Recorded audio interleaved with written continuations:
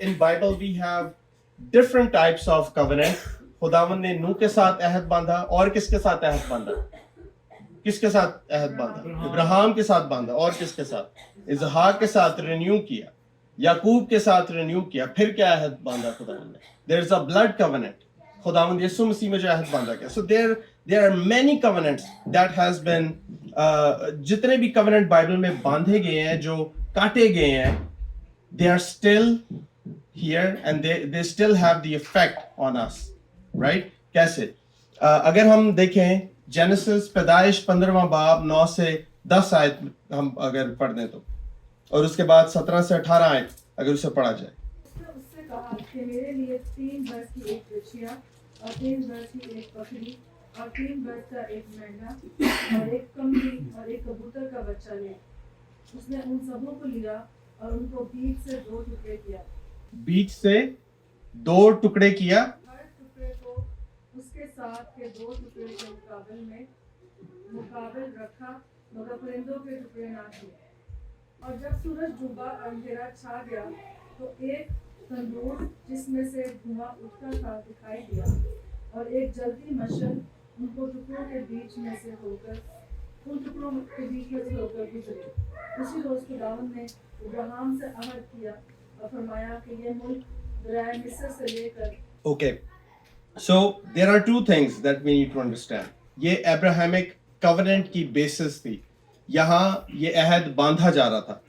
और क्या हुआ कि पहले खुदावन ने उससे कहा, so he selected the best, right? जिस तरह 9वीं 10वीं आयत में हमने पढ़ा, तो उसने एक बच्चिया को लिया जो कि 3 वर्ष की थी, फिर एक बकरी ली, फिर एक मेंढा लिया, एक कमरी ली, कबूतर लिया, और उन्हें बीच में से परिंदों के अलावा बाकी सबको 2 टुकड़े करके रख दिया, राइट? 17वीं 18वीं आयत में हम क्या पढ़ते हैं? जब सूरज डूबा, अंधेरा छा गया और एक तनूर जिसमें से धुआं उठता था दिखाई दिया और एक जलती मशल लिखा हुआ है उन टुकड़ों के बीच में से होकर गुजरी. और उसी रोज खुदावंद ने इब्राहिम से क्या लिखा है जी? अहद किया, राइट? अहद किया. और आगे क्या लिखा है? और ये फरमाया कि मुल्क, आगे तमाम लफ्ज हैं और लिखा हुआ है कि मैंने तेरी औलाद को ये दे दिया. So that was the basis जो मैंने अभी तक एक्सप्लेन किया है. वी कैन सी दैट कि how it's fulfilling in this particular chapter, right? अब अहद को काटना, this is a big deal. Bible के हिसाब से it's a very very big deal. It's not something as a Christian, as a believer, we might take these things very light, but technically it's, अगर हम किसी covenant को break करते हैं, we can come under curse. अगर हम खुदावंद यीशु मसीह के किसी covenant में से left right होने की कोशिश करते हैं, we can come under curse. That it's so sensitive. Once you're in the covenant, जब आप एक वादे में हैं, जब आप एक अहद में हैं, there is no going back. So the whole point, मैं डरा नहीं रहा किसी को, डरे ना. But the point here is this: we should understand the basis, the root, कि उसका असल मतन क्या है, उसका मतलब क्या है, right?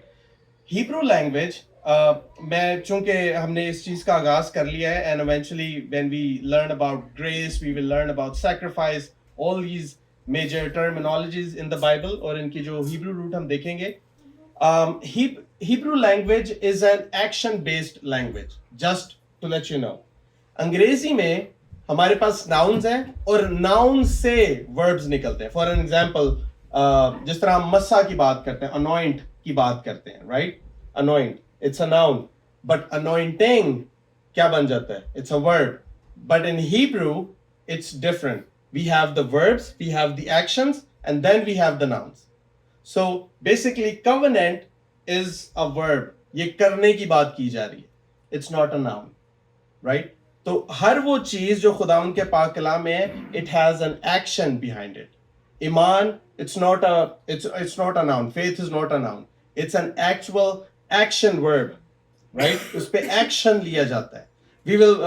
I will talk more about faith when we read its actual Hebrew root. लेकिन अभी के लिए what I am trying to tell कि हर वो चीज जिस तरह कवेनेंट की हमने बात की है, they have a reason behind it and there is an action behind it. اور اگر اس ایکشن کو, اس ایگریمنٹ کو اگر اس میں سے ہم ذرا بھی لیفٹ رائٹ ہوتے ہیں, we can really come under curse and we will see how it will take place. میرے ساتھ نکالیں جینیسس 12 باب 2 سے 3 آیت پڑھ دیں. And please remember this verse, this is the Abrahamic covenant, جب خداوند نے بنیاد ڈالی تھی ابراہیمک کووننٹ کے لیے. 12 باب 2 سے 3 آیت, بلکہ میں آپ کے سامنے پڑھ دیتا ہوں. پلیز اس ورس کو یاد رکھیے گا, ہم دوبارہ سے ریوزٹ کریں گے. خداوند فرماتا ہے, اور میں تجھے ایک بڑی قوم بناؤں گا اور برکت دوں گا اور تیرا نام سرفراز کروں گا, سو تو باعث برکت ہو. وہ جو تجھے مبارک کہیں ان کو میں برکت دوں گا, اور جو تجھ پر لعنت کریں اس پر میں لعنت کروں گا, اور زمین کے سب قبیلے تیرے وسیلہ سے برکت پائیں گے.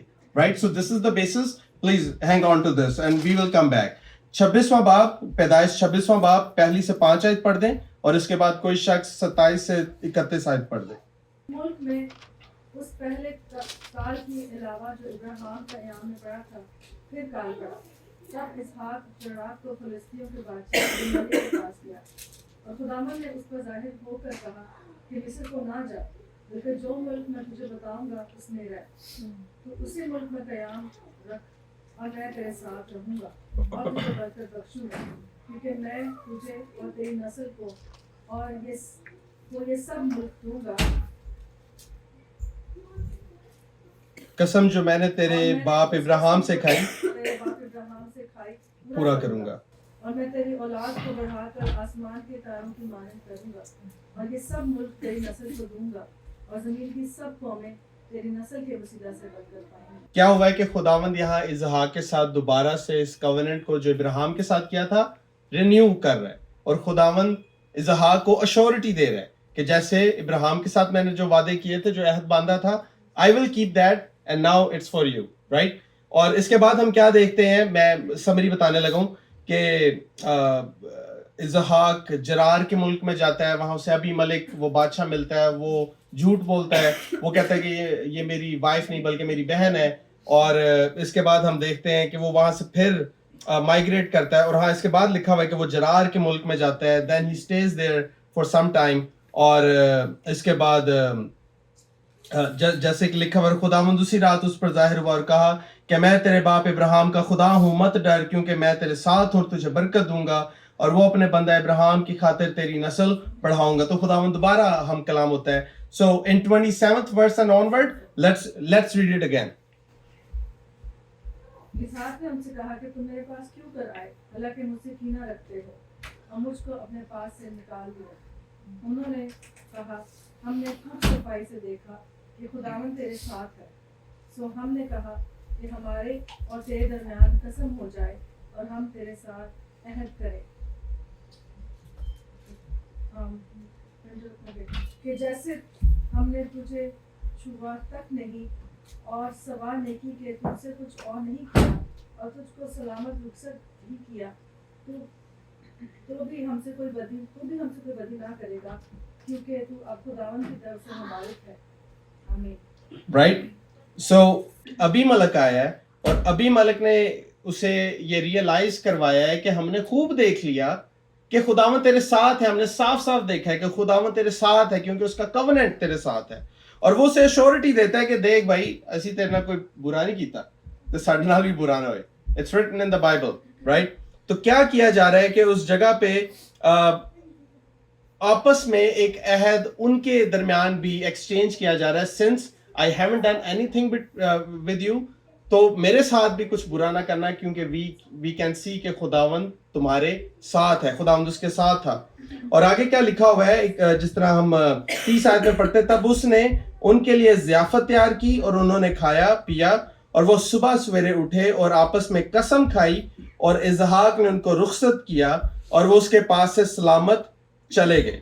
So that is the power of a covenant, right? کہ ایک انسان کے ساتھ جب آپ خداوند کے ایک کووننٹ میں ہیں, جب آپ خداوند کے ایک وعدہ میں شامل ہیں, جب آپ ایک عہد میں شامل ہیں, then all the people who are around you, if you are really serious with the Lord, اور آپ خداوند کے ساتھ بڑی ایک سنجیدگی کے ساتھ اس کے کلام کو, اس کے کووننٹ کو مانتے ہوئے چل رہے ہیں, people will come, غیر اقوام کے لوگ آئیں گے, and they will make agreements with you.